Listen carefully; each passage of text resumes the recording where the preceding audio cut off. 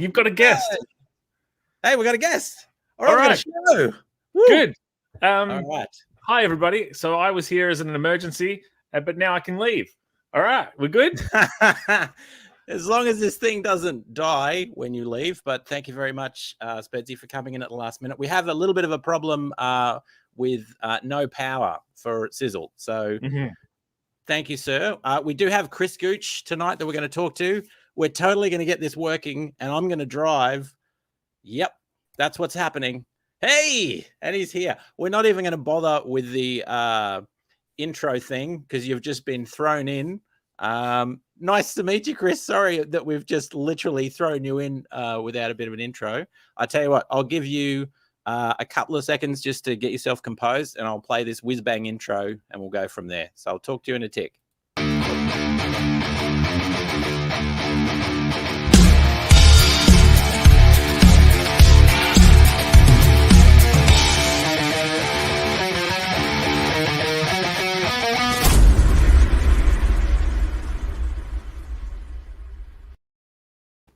All right. Well, welcome to this rather unorthodox the ComX Show podcast. Great to meet you. Sorry we didn't have a chance to sort of catch up before this. So Chris and I are talking for the first time because it was a little bit rushed, a little bit last minute. So welcome. Thank you. Apologies that Sizzle couldn't be here, but yeah, he suddenly lost power just before we were about to go on. So it was a bit of a mad scramble to get everything working, and big thanks to Spedsy for getting on for us. So welcome to the show. It's a pretty easy format. I'll just ask some questions. We'll talk art. We'll talk, books, your creative process, all that sort of stuff. And as it so happens, because of the last time that you were on this show, I believe, I went out and got myself these little boys there. And I was thoroughly impressed. I got them purely because I saw you on the show and I thought, oh, that's pretty cool. And I absolutely love them. So let's get right into it then. So talk to me about, you obviously do the art yourself and the writing and that whole thing. Talk to me about how you first got into either art or comics or the whole sort of creative enterprise.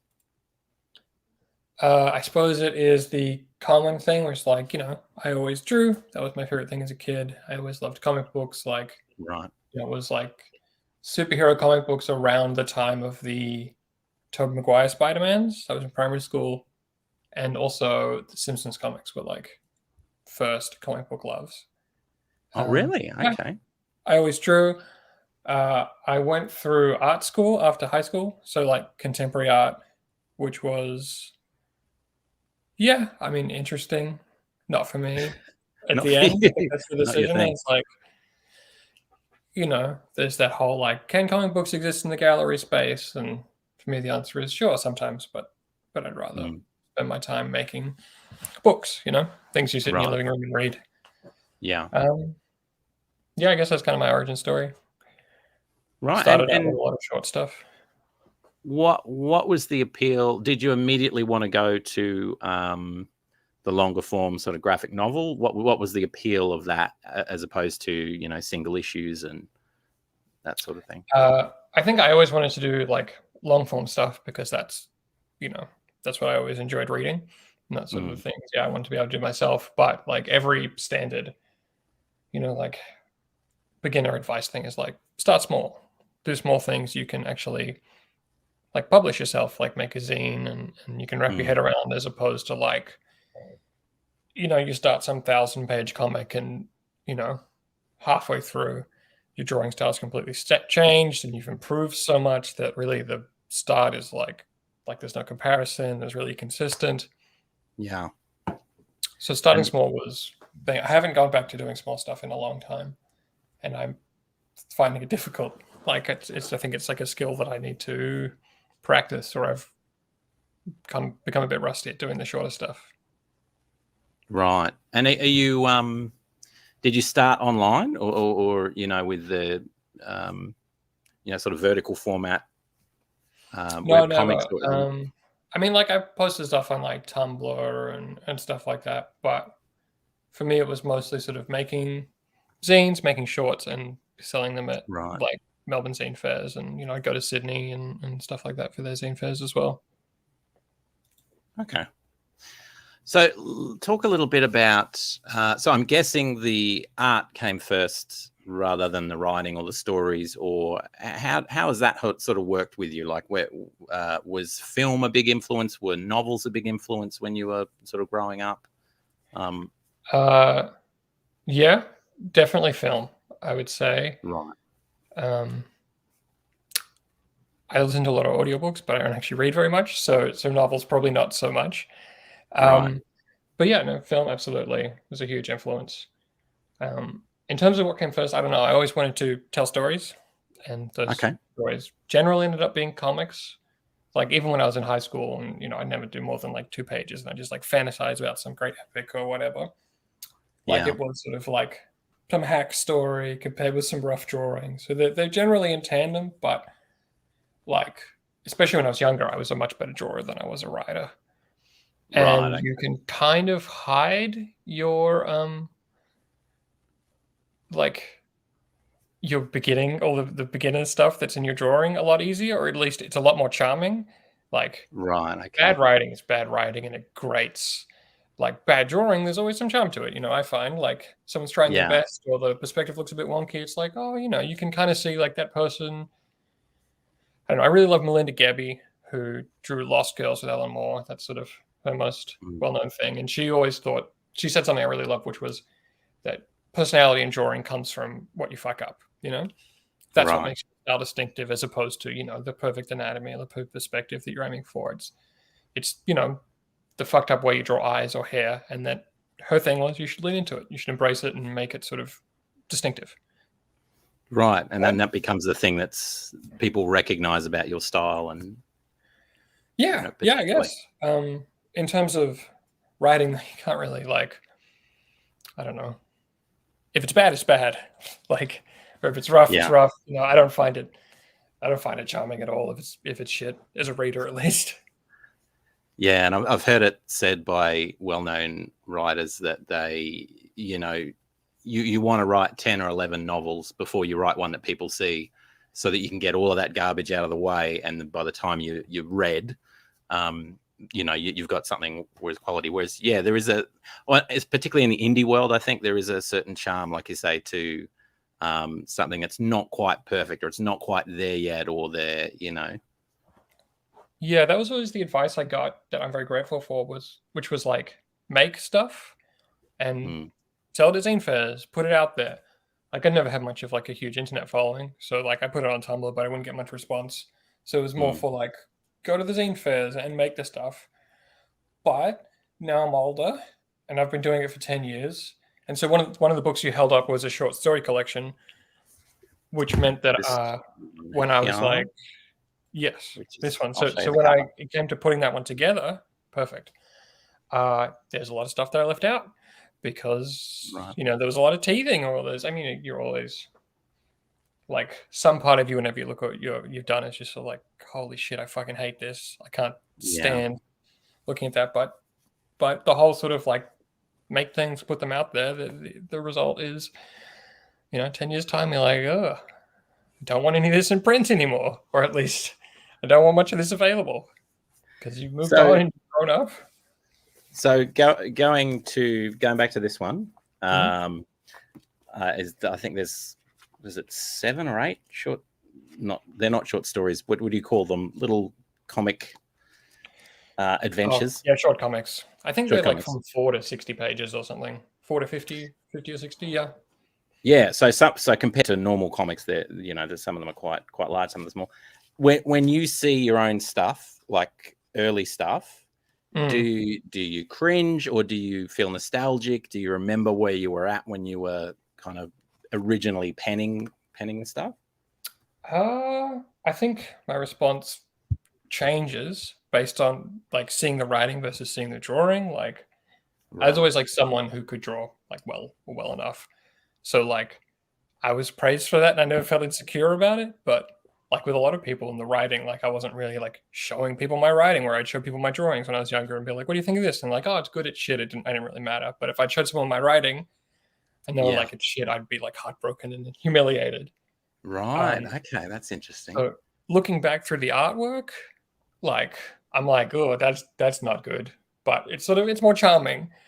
Looking back through the writing, and I'm like, that's not good. I'll just be like, shit, I don't feel good about that. Like, so you're more critical in a way of the writing side than the visual maybe more side. Sensitive or more easily embarrassed. Like, Right. Okay. At least with the earlier stuff. Yeah. And I suppose I'll put the question to you that there's this thing in a band where if you're not the outgoing sort of person, you don't want to be the front man. You want to hide behind an instrument. There's a certain amount of, I can be out there as long as I've got a guitar or keyboard or whatever, or drums is the ultimate, sort of way at the back. Is there a sense with the art being the first thing that people see that you can kind of, put that out there as a bit of a, get that in people's faces, and then the writing, it kind of takes a bit of a back seat, or not really? Or well, I think that probably was a little bit of the case beginning, going to zine fairs, making my first comics. Now I don't really care. Like, I think it's just the thing with like when I was doing that, I was like 19. So, you're very, not as insecure as you were when you're in high school, but you're like, you're still figuring stuff out in some respects. Now, like, I don't really care that much about what other people think anymore at all. So, like, unless I'm offending someone or something, that's a bit different. But mostly, who gives a shit? Yeah, which is a great attitude to have.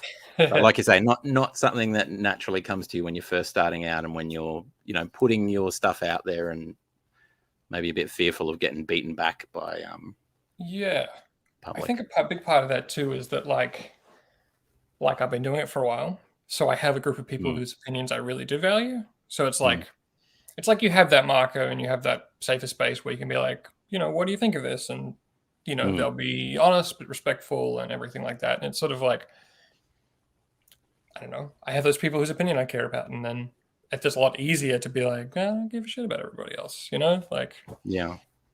And so that side of things, have you found being with a recognizable publisher, having maybe an editorial team or an editor or a couple of people to bounce things off, has that helped, or is most of your sort of group that you work with outside of that, and or is it part of that whole sort of publishing side of things? Well, everything that I've done has been published through Top Shelf. That's sort of like a book format. So I definitely work with them. I would probably describe them as like mostly hands off. So the projects I do with them were like, for example, I'll just talk specifically about them. The short story collection, I think I was like, hello, here's the master list. Here's a PDF of everything. I think these ones, this would be my short list. I think they were just sort of like, yeah, great. It'd be, I think they often are like, oh, it'd be interesting to present these in a good way, like some title pages, or, like thinking about how it goes into a book.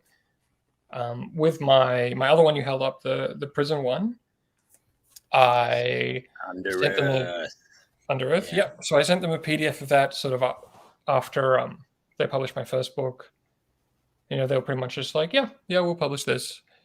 And I would I work with Chris Staros, the publisher, and I would talk to him and he would give me feedback, but it would sort of be like feedback, and then I'd work for 6 months or a year, and then I'd send him a new draft. So it was feedback at like key points. And then when you're at the end, I guess it's sort of more like, you need to plug these holes. Right.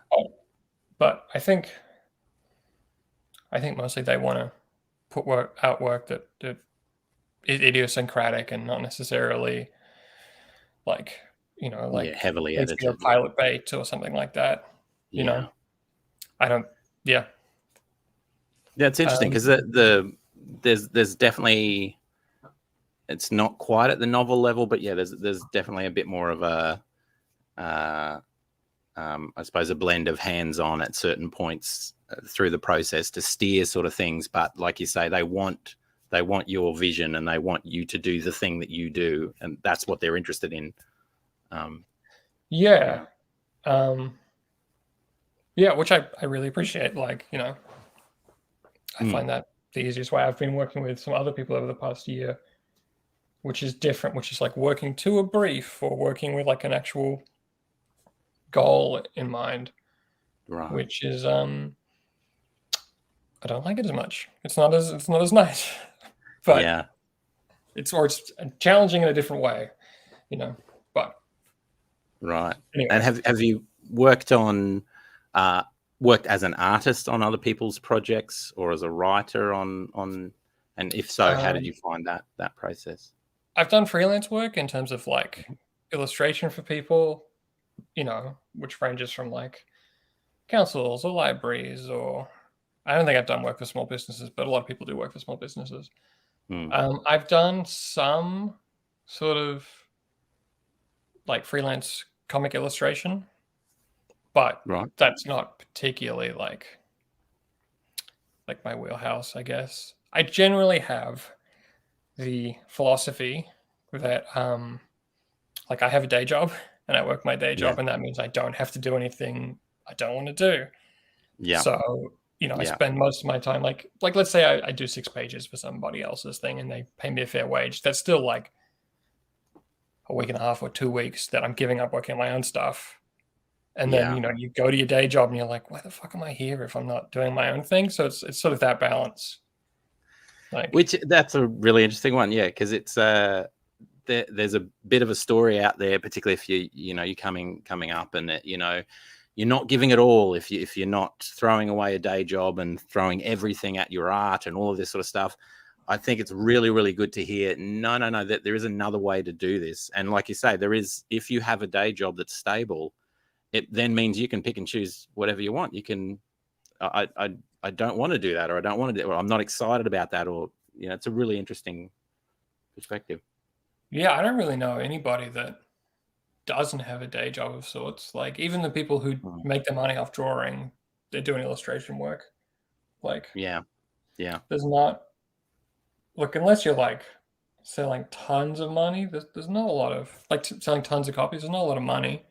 At least I know people build sort of Patreon followings and things like that. That I have no idea about, but they seem to do well with that. But I don't know. Even then, when you're doing that Patreon stuff, like, or Kickstarters, it's like you're signing up to do a lot of stuff that isn't just the book or the art. Like you have to do the admin and the emails, and you have to do the posters and the stickers and stuff like that. So it becomes a job in of itself. Yeah, definitely. And a lot of promotion and marketing and all that sort of stuff. And yeah, which you have to do anyway, regardless of what you're doing. But there's no escaping it.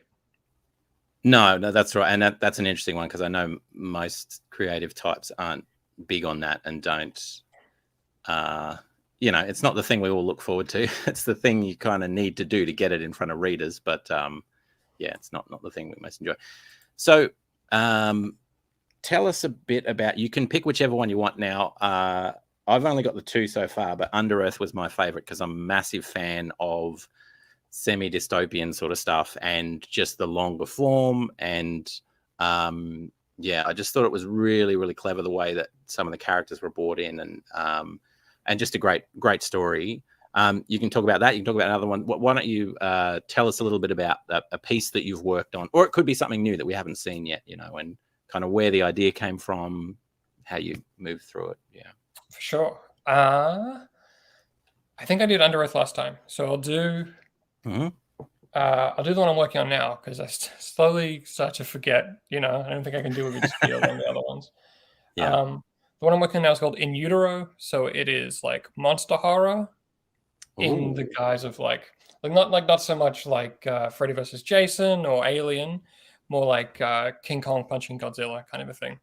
So like big, not quite kaiju, because it's not that size, but like I wanted to do that kind of story. So it's set in a, you know, abandoned shopping mall, sort of like a really fun trope of like horror that I love. Like, great. And it's a young girl who goes to a holiday program. It's sort of what I went to this is something I had with the American publisher. They're like, what's this? And I was like, oh, you know, I had 2 working parents, so school holidays, you know, during the day they dumped me at like the holiday program, and you'd watch a movie or you'd play with other kids or whatever. So she's at that, but she's too old for it, and she's like, I'm sick of being surrounded by all these children. So she goes exploring and meets one of the monsters as sort of like the other monster starts to evolve and hatch and everything goes to shit on that side. She's sort of befriending the other one, and she gets caught up in the eventual like fight between the 2 of them. Okay. I think probably I think it started with sort of like Godzilla's cool. What would I do if I was allowed to have Godzilla?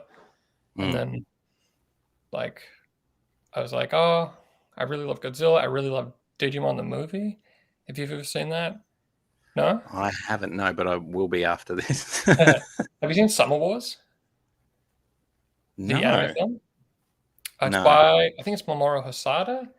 And he did several of the original Digimon films, and they're like, you know, like he's an anime auteur, so they're not necessarily like buy the toys. They're kind of interesting. And the first Digimon film that I've seen, at least, is kind of like E.T., but this huge Tyrannosaurus Rex. So it's these kids just wandering around the city as it just tortures things and like breaks into vending machines to get them candy and stuff, which I really love.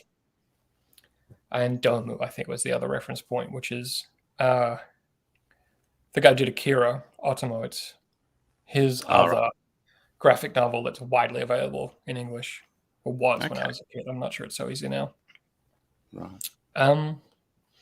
Yeah, so I started off, I wanted to do 20-page Digimon movie. It was awesome, yes. And there's that weird Fox dub version that's horrible, and I just love so much. Like, I can't recommend it to anybody. They took the original 3 films or 3 OVAs and crammed them together and put all these terrible jokes, and I don't know. You can't recommend it to anybody, but I love it. Just saying, yeah, so my aim was to have 4 chapters that were going to be 20 pages each, because I wanted to practice sort of like condensed storytelling. Yeah. And then I did that, and it's now 250 pages. So it's like more than double in size in terms of the like just expanding everything and making sure everything's clear. So part of it was like, I wanted the fight scenes to be better. I wanted the relationships to be more in depth. And other parts were from the publisher, who was like, we think you need to have more of an explanation of how and why in terms of the setup for like why the monsters are at the abandoned shopping mall and how they got there and things like that. So yeah, all that stuff over 2 years got to a 250-page draft.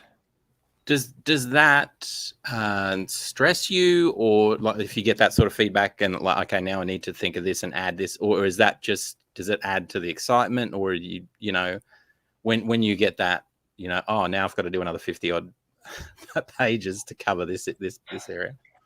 No, that doesn't really bother me so much. Like, it stresses me, like, or it would stress me if I didn't like the feedback, or if I didn't like trust the publisher's feedback, or trust the feedback I was getting from somebody else, if I was nervous about it.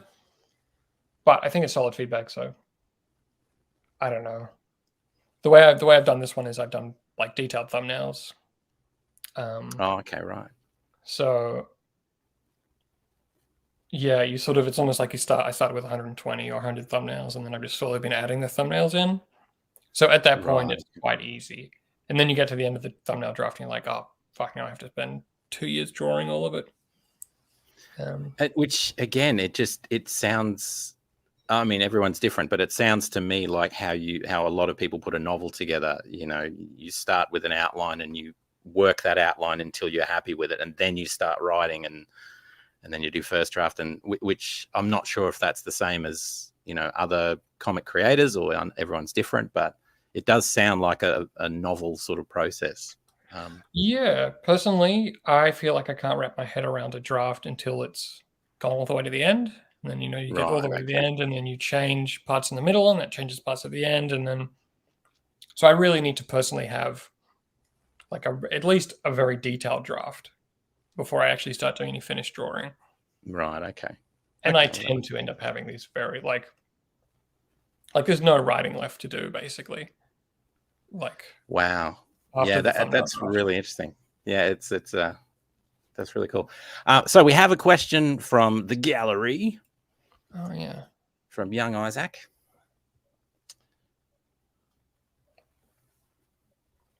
Yeah, something that you would like to take on. Yeah, I'd love to do sort of like work for hire writing, maybe not drawing, but Okay. I don't know. I mean, yeah, Godzilla. I'd love to do that. Like something fun and schlocky that has a genre trope and a history that you can dive back into. Right. I've been reading Swamp Thing by Alan Moore for the first time. Which it's good, isn't it? Yeah, it was the only one of his that was like it's on like the top 5 or top 10 lists every time that I haven't properly read. Yeah. And it's like it's not as tight as the rest of his stuff, but it's still really good, really clever. And I mean, I don't really know what Len Wein's Swamp Thing was like before he got it, but it doesn't seem like there was a lot there. It seems like he kind of transformed it and did most of everything that's interesting about Swamp Thing himself. So yeah, and it's one of those things. Well, I found anyway when I was reading it, there's no reason why someone like me would be interested in a Swamp Thing. There's just nothing in there for me at all. But you are, you just sucked into this. Oh, good. Oh, good. At least, I mean, you've got something to do something with. So you know, good luck to you. It'll go eventually.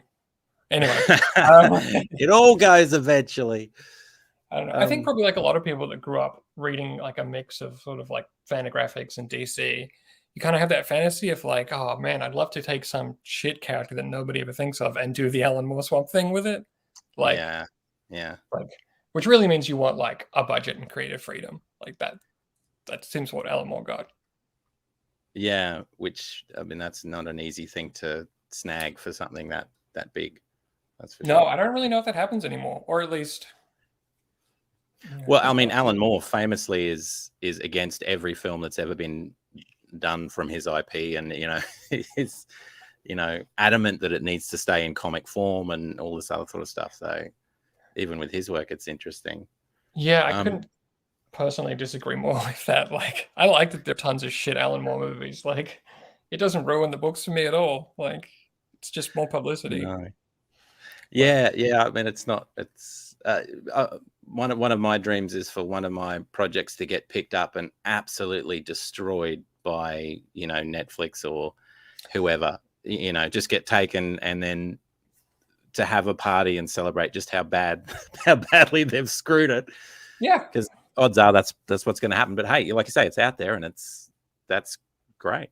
Anyway, yeah, Alan Moore's a different sort of chap. I mean, he also has like enough money to sort of like, stay up on his high horse and be like, oh, I have integrity and I won't take this money or whatever. I would personally really love a film deal. I just wouldn't work for 2 years. I'd give up the day job or whatever. Screw the integrity. I'm fine with the deal. Just give me the deal, and that's fuck fine. Yeah. So talk to me a little bit about either villains or heroes. What are the what aspects of either of those? Which do you prefer drawing and writing most? And then what are the elements that you like in each or in either? I don't know. I guess I wouldn't describe any of the characters I have as heroes. I guess some villains are fun. I don't know. They're always fun to draw and design and I don't know. But most of the characters that I want to draw are sorry, Zach's just taking a dig at me. Sorry, you're saying most of the characters you do draw.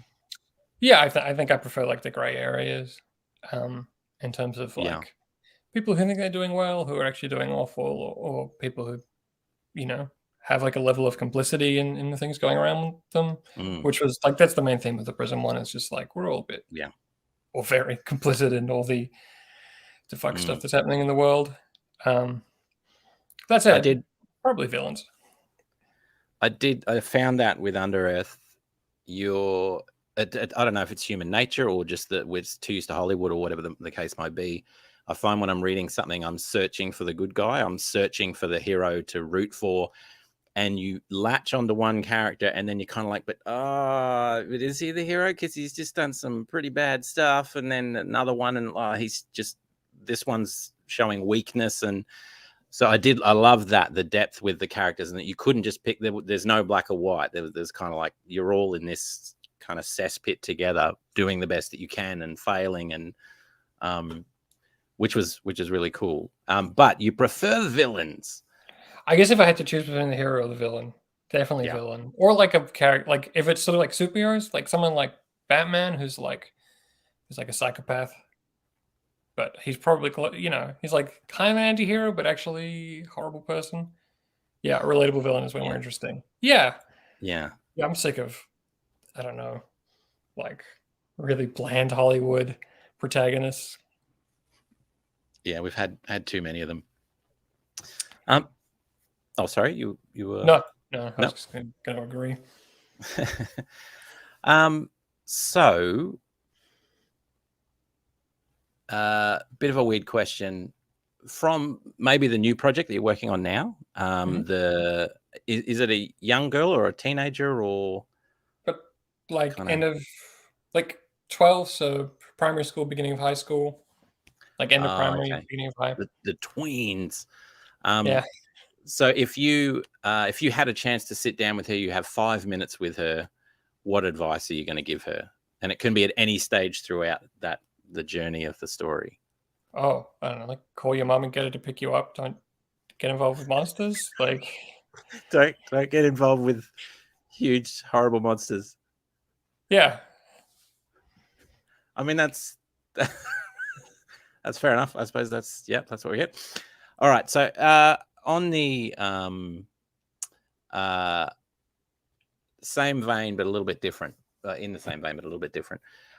You can pick any character, any protagonist or villain that you've written or, drawn, or both. You're going through the McDonald's drive-through. They're in the back seat, and they're ordering, or they're ordering through you. Who are they? What are they ordering?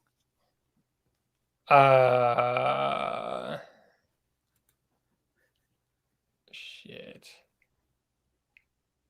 Well, McDonald's, that's kind of everything McDonald's sells, but more I love McDonald's. It's so awful.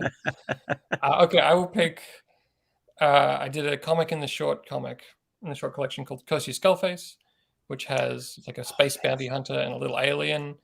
I love the little alien character a lot. Her name is Glee. She would pick everything because she's curious and full of energy and would probably eat too much and throw up.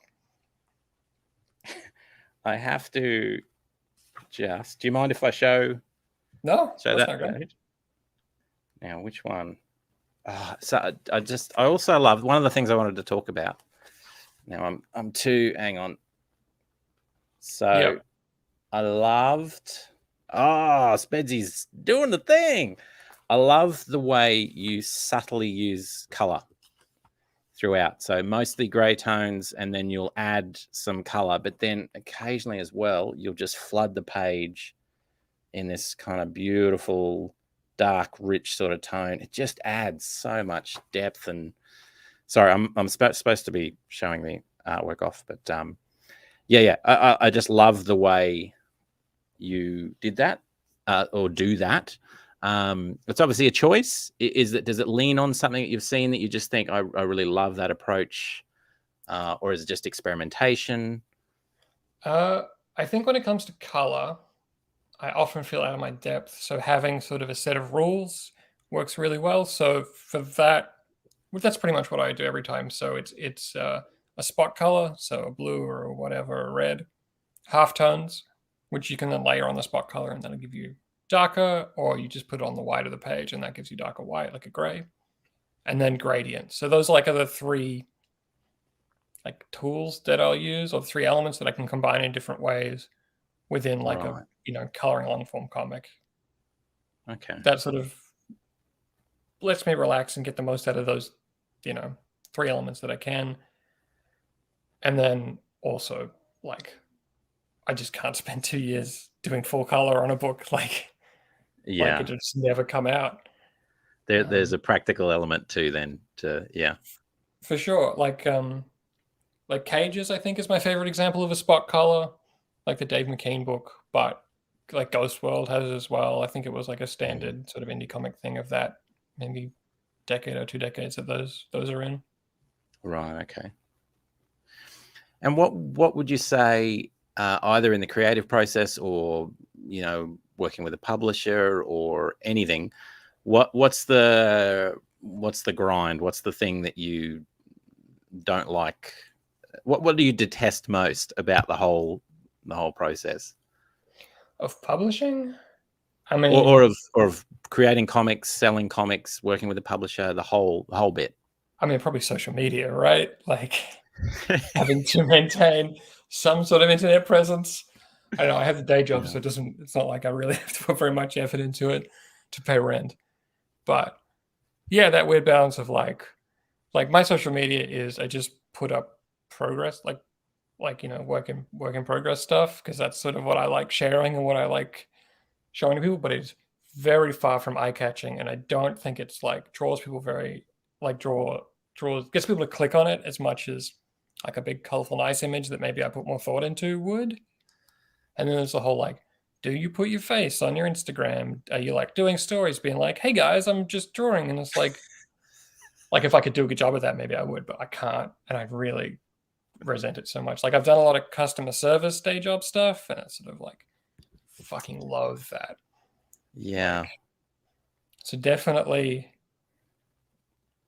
like I like social media, or I like that I can message people and I'll meet people across the world, like talk to people from across the world and stuff like that. But having to format myself in a way that is like appealing on social media, I just can't be fucked. And like also I'm bad at it. So yeah. And it's not a thing that you do once and you do a really good job and then you think, well, great, that's done. It's just if constant. And unless you're a sociopath or someone that really likes that and is good at it, not many people are. Yeah. I don't know that many creators that are. I reckon there's a lot of people that have that talent for it, but don't enjoy it. Like, or at least like, this is somebody who's totally on the outside. I can't do it well, so it's not like a choice I have to make. But if you're really good at that, I'm sure there's a balance of like, oh, do I make content like TikTok videos about my drawings, or do I do drawings? And like that would be tough, especially on top of a day job, like trying to balance that. But I just don't really do it that much. That's sort of my policy. It's like, got the day job, I got the comic books that I like, and I work hard on them. I just, and that I'm not going to bother with the other stuff so much. But that's great though, because you've made the decision that, all right, I'm going to work a day job, so I don't have to do that. Yeah. Thank you. Yeah. Although maybe if I was better at it, I wouldn't have to work a day job. Anyway, whatever. One day, that's the dream. One day, people will pay you to do your own stuff, and that's it. Be able to make a minimum wage off of comics. That's the dream, right? That's the So, or even slightly lower. As long as it's close to that. Mm-hmm. I was going to ask: is there an idea or a story or a concept that you've had or you've been toying around with that either because it's too big or too out there, whatever the case may be, you're intimidated by it, or it's there, you're not ready to sort of have a go at it yet, or it's just too wild? I have a lot of stuff just because I have a policy of like I was saying before, I'll write the whole big thing and then spend 2 years drawing it or whatever, which leaves a lot of time to think and write. So I do a lot of writing on the side, or at least I try to. So I have like a folder that's like ideas and stuff. But I had one recently that I started in COVID. So when I was 20 or 21, I had this idea about like a self-help cult that I wanted to sort of do. And I wrote like a first draft, and I took it to a workshop, and everyone was like, this is not very good. Or at least that's what I thought they were saying, between all the nice things or the politically worded stuff they were saying. And then so I wrote like another draft, and I took it back, and they were like, this is a little bit better. So I was like, fuck it, put it in a drawer. And then at the start of COVID, I was like, oh, maybe I'll go back to that. And I started from scratch. Like, oh wow, maybe looked at the first draft like once. And I've been working on that now, and it's like, it's way too big. It's like, it would be like 60,000 words or something. and be like Ooh. 800 pages if I was going to draw it. Like it's just a lot. And I'm going to have to Yeah. I'm like halfway through like a finished second draft or whatever, and it's still like super rough. So yeah. Wow. Yeah, that's the opposite problem to what I face most of the time, which is I need to get to a higher word count. So I've finished too soon, and but that's different to comic stuff. That's a lot though. That's a lot. Yeah, I'm gonna have to like make it as good as I can, and then take that and make it into something that is practically like possible to make. Doable. Yeah. Yeah. Or There is. pitch it. I don't know. Yeah, that's an interesting thing, because I have myself a pathological. I find it really hard to look at something and ditch it, and it's like if I've put X amount of effort in, I need to make something of it and get it out there. I find it hard, and I really admire people that can look at the whole thing and go, you know what, nah, not ready, or it's not the right standard, off it goes. Yeah, that to me that would really hurt. I mean, having said that, of course, we've all got things that will never see the light of day. But yeah, I think as long as I have it at as long as I can finish the draft, and I think it's like a good script, then I'll be okay with like, I'm not going to touch this for a few years, and then, wow, maybe that'll just become forever. But I have to see. Part of me really envies that. That ability to let it stew for a while and develop, and then come back to it, and then yeah. Anyway, that's my own issue. We won't get into that one. So we're rapidly approaching the gifting portion of the night, where you will be receiving a gift from myself and Shane, Sizzle, even though he's not here. He's with us in spirit. Before we get to that, though, the question that everyone is anticipating for some reason. So at the moment in time where you are now, your favorite film eating your favorite food, what would that combination look like? What would I eat while I watch my current favorite movie? Yeah, and what would the movie be? Probably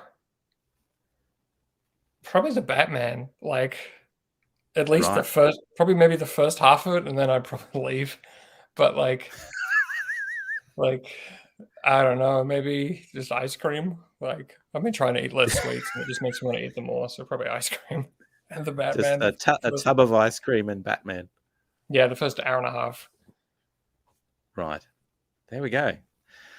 Well, thank you, sir. Was there anything else that you would like to make people aware of in terms of where can they go? This is your opportunity to do that thing that you hate, to sell yourself to the people. Where can people go to find your stuff? Instagram is probably the one that I actually use the most, which is Chris Gooch 44. And I use Twitter, mostly Twitter. I just sort of like repost the Instagram stuff for people that don't have Instagram, because it feels a little bit like a dying app anyway. Like, which is a bummer, because it's the only one that I like. Like, it feels like a bit more gated. Like, I can go on Instagram without seeing like neo-Nazis, but if I go on Twitter and I go in to the news section, I click on an article, there'll always be like 12 neo-Nazis being like, "Fuck you, Dan Andrews," or something. Yeah, Twitter is evil. Yeah, horrifying. Instagram, follow me on Instagram. I haven't been using it a lot recently, but I'll probably get into the habit again in a while. Or just get on the Google and search for Chris on the Google. Yeah, and just Google hunt you down any way that we can. All right, here we go. So thank you very much, sir. It's been great chatting with you, and really interesting. And I have a few movies I have to find now. So I'll show you Sizzle's image first, because I haven't seen it yet. So basically, we just the rule is it 5 minutes or 10 minutes? I think it's 10 minutes. Usually it ends up being 5. We're not allowed to sketch anything out in pencil. It's got to be right in, just straight in, and just eyeballing it. So this is Sizzle's effort. Whoa. Perfect. For a second, I thought it was going to be me, and I was like, oh, God. Yeah, no, we don't do portraits. That would be really nasty of us to try and do that. So that is one of the guards, I'd say, from Oh yeah, for sure. Under Earth. Yeah. Well done, Sizzle. You probably can't hear this, but anyway, well, you definitely can't hear this. And then here's my little effort. And apologies for the misshapen head. I mean, you probably know who the dude is, but yeah. I started doing it and then I realized he has no forehead. Everything's out of proportion. It's too late to go back 5 minutes. No, fuck it. Yeah, that looks great. Thank you. So you will get your copy of those, and we'll send that to you shortly. I don't know. Sizzle does it. I don't know how he does it. You'll probably get an e-version of it that you can print out, put under your pillow at night, and just remember the good times. Whatever may be. Thank you very much again. Thanks for joining us. Everybody, get in, look up Chris on the Instagram or on the Google. I cannot recommend these enough. They're a great read. And one of my pet peeves about comics is when you back a comic or you get a comic and it's great and it's over in 2 seconds. So I love having something a bit meatier that it feels like you're reading a mini novel, which is just such a nice experience. Cool. Well, thank you very much, sir. We're going to move to the next section, which I don't know what that's going to look like, but we're going to give it a go. So I'm going to press this thing. You're welcome to stay on and we can have a chat after the show, or if you need to go, that's fine as well. I've got to eat. All right. Well, you go and eat, sir. It's been a pleasure, and we'll catch you around, and we'll see if this thing works.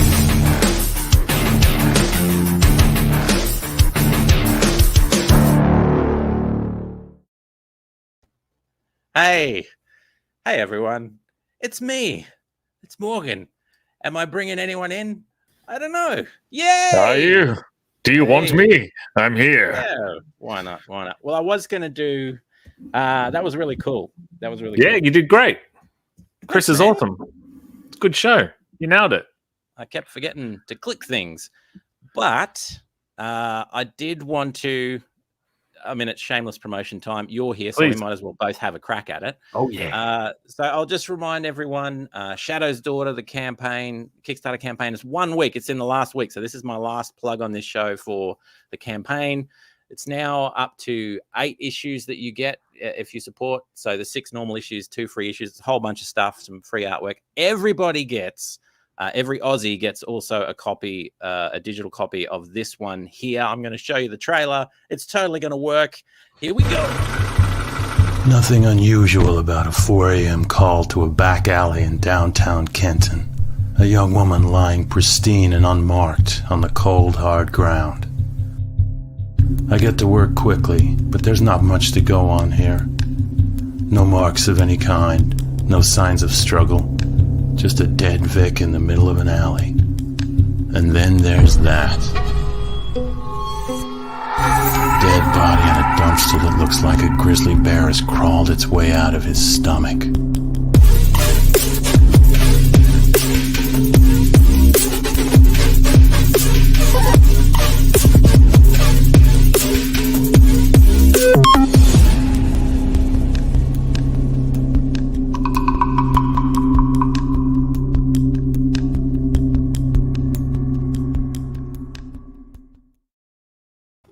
Nice. Like a grizzly bear is crawled out of his stomach. That's right. Good voiceover. Nice. Thanks, man. I have to drop it 2 semitones to make it sound like a man's voice and not mine. But that's all right. So Shadow's Daughter, get in and back. It looks like that, and there are many different versions, and it is great fun. Please get involved or share it with a friend or an enemy or a colleague. While you're on, sir, is there something that you would like to plug? Coming up shortly. To watch whoop, things are changing just so I can click something. I can show this. Oh. So just earlier today, I finished all 3 of these books. They have been sent to the people that they need to be sent to. And the Kickstarter, I think, will launch on Monday. If you go to spedsy.comx.studio, you can click the notify me now. Devil's Toilet number 3, Sluggish number 1, and Vamoose 3.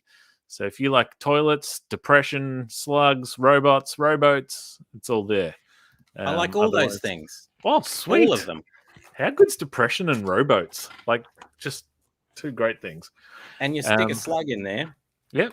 I mean, you're pretty well set to go. I did also want to. I haven't had a chance to read anything yet because they just arrived today. But I got The Amazing Tales. Well, I can tell you, I have read them, and they are delightful. Looking forward to tucking into these puppies. Nice.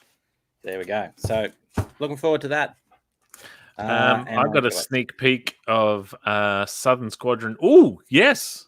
I've read that too. Well. Delightful. Wow, you stocked up.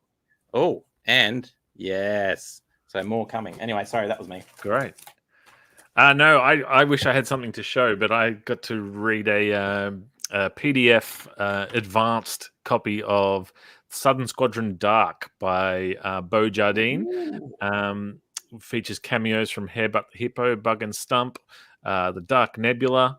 It's got all the iconic characters in it, all twisted versions, as you can expect from Bo Jardine. It's coming soon to Reverie Publications. Bo Jardine's art is amazing, and his storytelling is on point. And it reads, it's got song lyrics all the way through it, and it kind of reads like if you imagine Bo Jardine in his vampire self reading the Bible backwards. It reads like devilish cantations. It's awesome. So keep an eye out. I wish I had something to show, but this was last minute. So pretend. Oh, that was not a thing that I meant to. No, click. sorry. Sorry. There we go. Ooh. There we go. We'll just pretend, and we'll all acknowledge that you have foresight into the things that are coming because of your connections and such, and your status in the Australian comics industry. Let me tell you, there's the Shadow's Sun coming soon. Only I've seen it. Damn it, you beat me to it. That was going to be the next Kickstarter. And then Shadow's cousin and brother-in-law, and there was a whole thing. Anyway. Shadow Cat. Oh, no, Shadow, already been done. Shadow Cat. Shadow Kitty. Bean Kitty. Yeah, we're just nice. Brought it all back. Yeah. All right. Well, that's. I think that's pretty well it. I run a tight ship. None of this going overtime. No, because I've got nothing else to say. I finished early. You can get home. You can beat the traffic. Yeah, absolutely. Yep. All of the traffic and such. I could play you a tune, but I'm not going to. So thank you very much, Spedgy. Thanks to Chris. Spreadsy. Yeah, it's spread your leggies. It's 8 o'clock, so I'm starting to get tired and I'm starting to slur my speech. That's what happens. Sweet. Now I'm new here, so what buttons do you press to get out of here? That's a good question. Do you have an outro? Oh yeah, no, I know it. We have an outro. It's called outro. Sweet. Thank you, Spedsy, for your help. My pleasure. Tonight. And go shell. Is that a thing? I was going to say, don't you say a catchphrase at the end? Normally, Sizzle tries to say same AusComX time, same AusComX place, but he usually says same AusComX show time, same place, and so we'll just pretend that we stuffed it up also. Nailed it. Same bat time, same bat channel. Yeah. Pew!